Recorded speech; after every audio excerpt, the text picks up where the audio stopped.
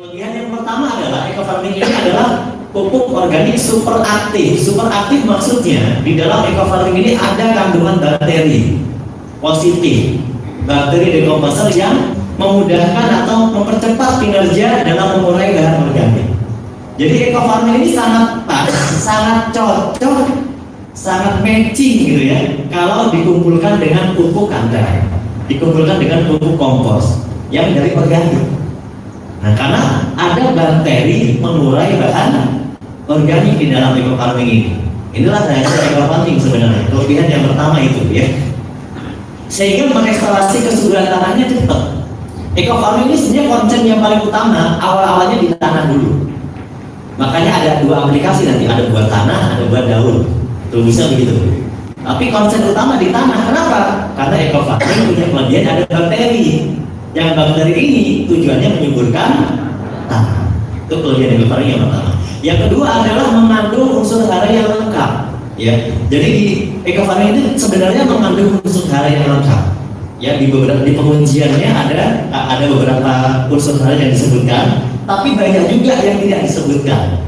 Ya, banyak juga yang tidak disebutkan tapi ada di dalamnya. Jadi sebenarnya unsur hara yang lengkap.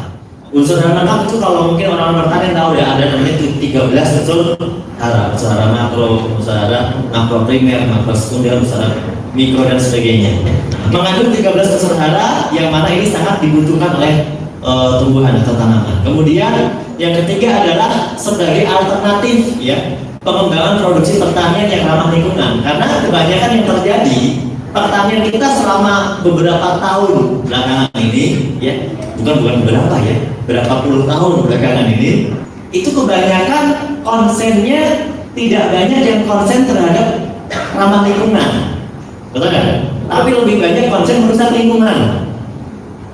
Dia pakai sebuah produk tapi merusak lingkungan kebanyakannya. Tapi dengan eco farming ini ya kita menjadi alternatif pengembangan pertanian yang ramah lingkungan karena organik. Ya, dan organik juga membuat tanah itu menjadi subur kembali, itu kan penting, betul nggak? Bagaimana kita bisa dapat pertanian yang bagus kalau kita pupuk tanamannya, hijau tanamannya, tapi rusak tanahnya. Nah itu yang sering terjadi, tanamannya maunya hijau kan, disirami, langsung hijau, senang petaninya kan, tanahnya tapi yang rusak. Ya kan, karena residu kimia sintetisnya. Nah itu yang orang kadang-kadang tidak sadar, padahal itu dilakukan bertahun-tahun. Makanya tanah-tanah kita ini yang harusnya Indonesia ini kan ceritanya kan tanahnya paling subur gitu kan.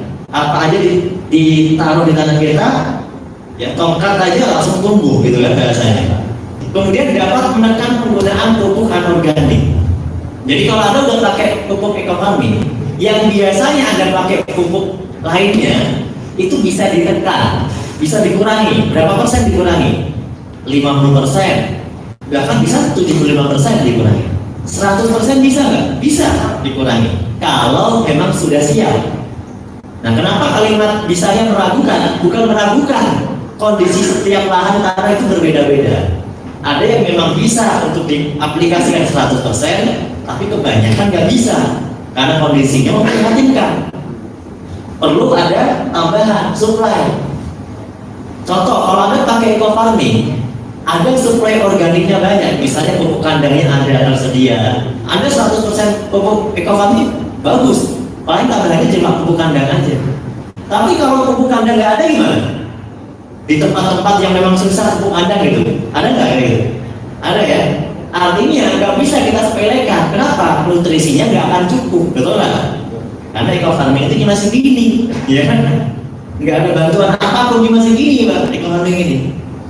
Tapi dia kelebihannya punya tentara baret merah yang sudah dilatih untuk nyuburin tanah.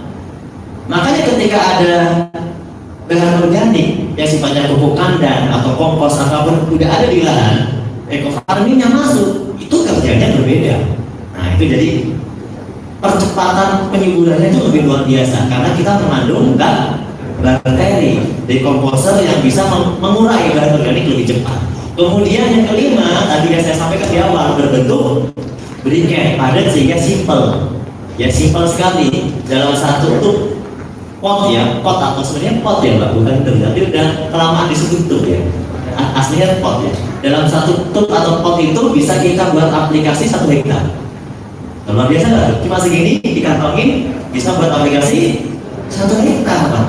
Nah ini kelebihan daripada eco farming ya, sebagaimana tertera di sini. Apa sudah eco farming Mbak?